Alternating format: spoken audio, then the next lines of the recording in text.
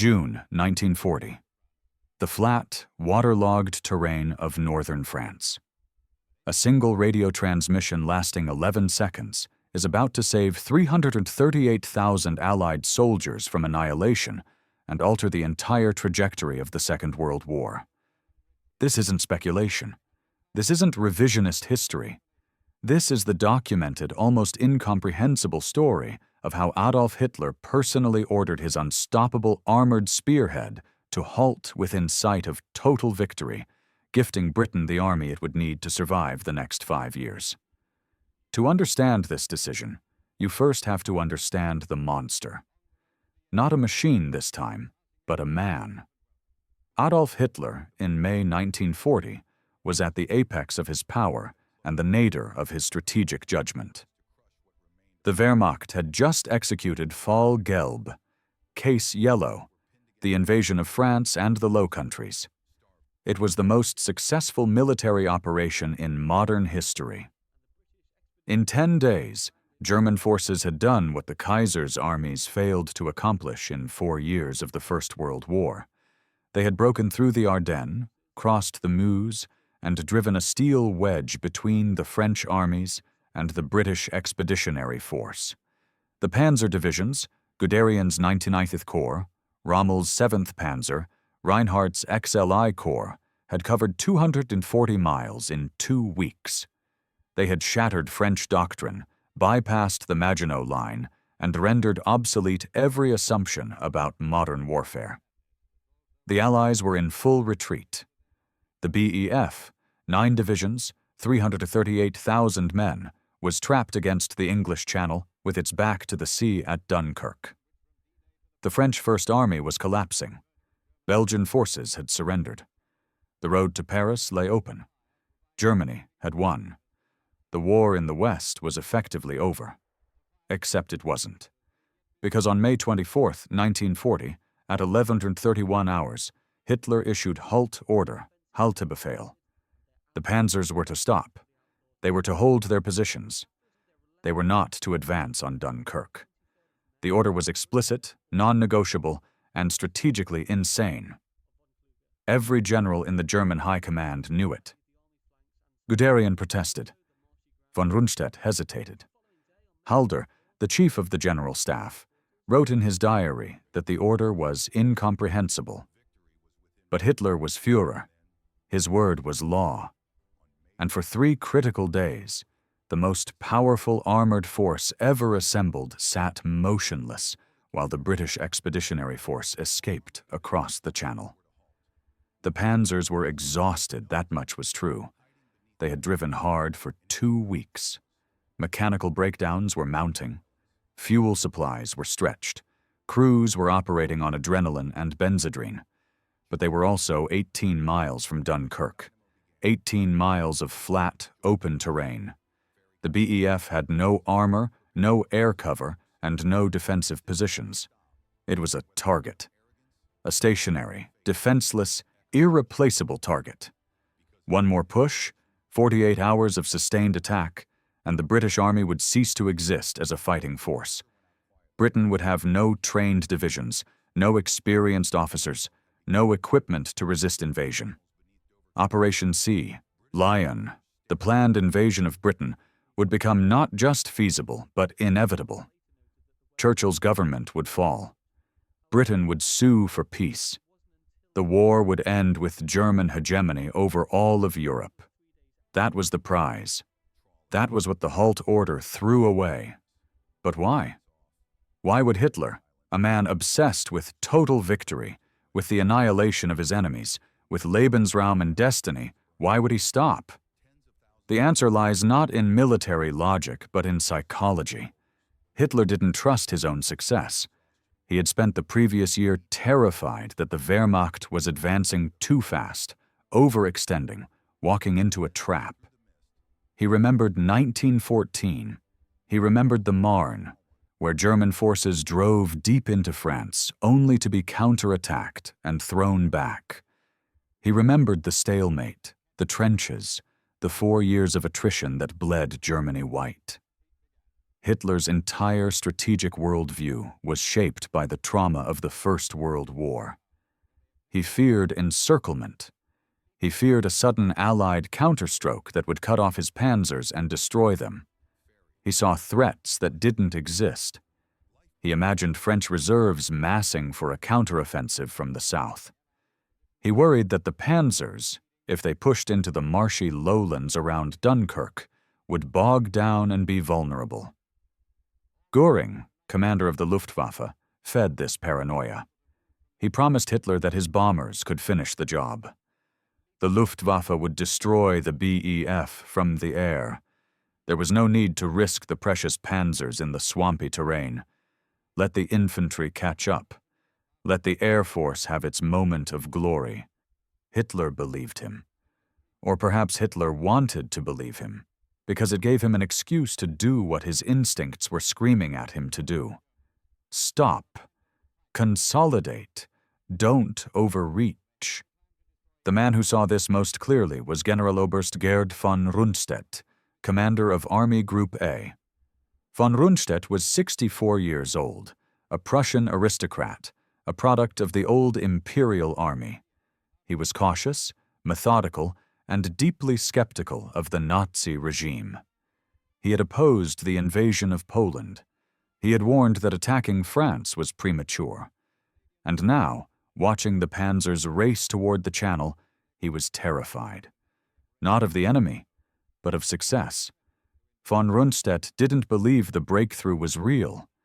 He thought it was a fluke, a temporary gap that would close the moment the Allies recovered their balance.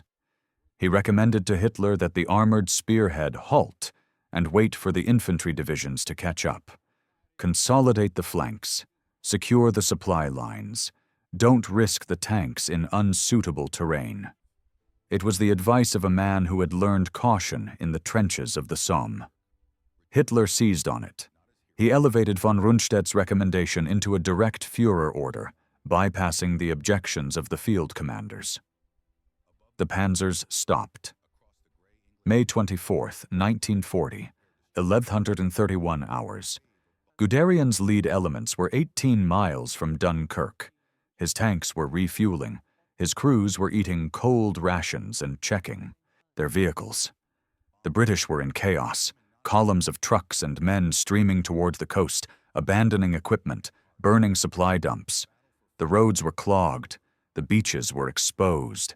It was a massacre waiting to happen. And then the radio crackled. Halt. Hold current positions. Do not advance. Guderian couldn't believe it. He requested clarification. The order was confirmed. He protested to von Kleist, his corps commander. Von Kleist had already protested to von Rundstedt. Von Rundstedt had transmitted Hitler's order. There was no appeal. Guderian's tanks sat. For 3 days they sat. The crews watched through binoculars as British soldiers dug in around Dunkirk. They watched the Royal Navy begin evacuating troops. They watched the Luftwaffe bomb the beaches and fail to stop the ships. They watched the opportunity slip away. The Luftwaffe couldn't do it. Göring had promised annihilation. He delivered harassment. The weather was poor. Cloud cover protected the evacuation fleet. RAF Fighter Command, operating from bases in southern England, contested the airspace. The Stukas and Heinkels took losses. The bombs fell on empty beaches and missed the packed destroyers. The British kept loading men onto ships. On May 26th, Hitler partially lifted the Halt Order. The panzers could advance, but cautiously. By then, the BEF had established a defensive perimeter. Belgian forces, before surrendering, had flooded the lowlands by opening canal locks, creating a water barrier. The terrain that Hitler feared had been weaponized by the defenders. The panzers advanced into a killing ground. British and French rearguard units, dug into villages and canal lines, fought with suicidal determination. Every hour of delay meant more men evacuated. The Germans took casualties. Tanks bogged down in the flooded fields. Infantry assaults stalled against fortified positions. It was no longer a pursuit, it was a siege, and sieges take time. Operation Dynamo, the Dunkirk evacuation, ran from May 26th to June 4th. In 9 days, 338,226 Allied soldiers were evacuated to England. The British had expected to save perhaps 30,000. They saved an army. They saved 139,000 French soldiers. They saved the trained corps of divisions that would fight in North Africa, Italy, and Normandy. They saved the officers who would command those divisions. They saved the institutional knowledge, the combat experience, the morale. Britain remained in the war. Churchill's government survived. The Royal Navy remained dominant. The RAF remained intact. And 4 years later, that same evacuated army returned to France on D-Day and drove toward Berlin. Hitler never publicly acknowledged the Halt Order as a mistake. In private, he blamed Göring. He blamed the Luftwaffe's failure. He blamed the weather, the terrain, the caution of his generals. He never blamed himself. But the German military knew. Halder wrote bitterly in his diary that the decision had thrown away the war. Guderian, in his post-war memoirs, called it the first great turning point, the moment when total victory became prolonged struggle. Von Rundstedt, interrogated by British intelligence in 1945, admitted that halting the Panzers was a catastrophic error, but insisted it had been Hitler's decision, not his. The blame was diffused, the responsibility obscured, but the outcome was clear. Hitler had saved the British Army. The Halt Order entered military doctrine as a case study in strategic paralysis. Staff colleges teach it as an example of how psychological factors, fear, paranoia, trauma, can override tactical logic. Hitler's terror of overextension, rooted in his experience of 1914, blinded him to the reality of 1940. He fought the previous war in his mind, while his generals were winning a new one in the field. The lesson was codified in post-war analysis. Momentum in warfare is perishable, opportunities close. Hesitation at the moment of decision can negate months of operational success. The German military had created the conditions for a total victory. Hitler's 11-second radio transmission destroyed it. Modern military historians debate whether Britain could have continued the war without the Dunkirk evacuation. The consensus is no. Without trained divisions, Britain would have been defenseless against invasion in the summer of 1940. The Royal Navy could contest the Channel, but it couldn't stop airborne landings or hold a beachhead without ground forces. Churchill's rhetoric about fighting on the beaches was stirring, but rhetoric doesn't stop panzers. Trained infantry divisions do. And those divisions were saved at Dunkirk because Hitler gave them 3 days to escape. The physical artifact of the Halt Order, the original radio transmission log, is preserved in the German Federal Military Archives in Freiburg. It's a single page, typed, with Hitler's signature authorization. The language is bureaucratic.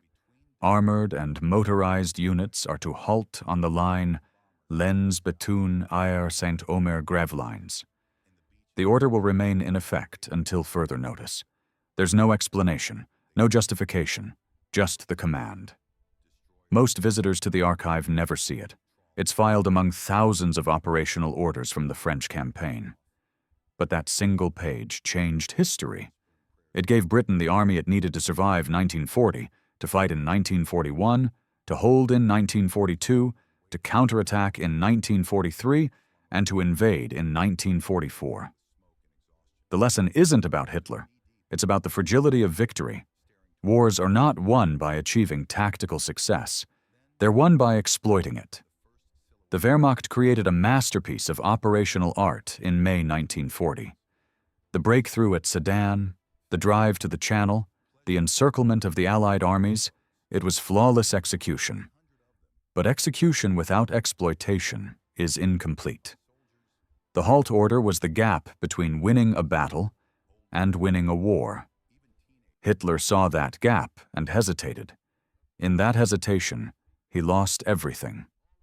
The panzers that sat idle for 3 days in May 1940 would spend the next 5 years fighting the army they had failed to destroy. The soldiers evacuated from Dunkirk would return to liberate France. The decision to halt, born from fear and mistrust, ensured that the war Hitler thought he had won in 10 days would consume his regime and his nation. One radio transmission, 11 seconds, 338,000 lives saved. And the course of history altered by a ceasefire Hitler couldn't allow himself to avoid. History is written by those who don't hesitate when the moment demands action. If this story changed how you see the turning points of war, don't let it sit in your foxhole. Share it. Like the little ships of Dunkirk that refused to stay in harbor, carry this forward. Subscribe for more declassified moments when a single decision rewrote the fate of nations.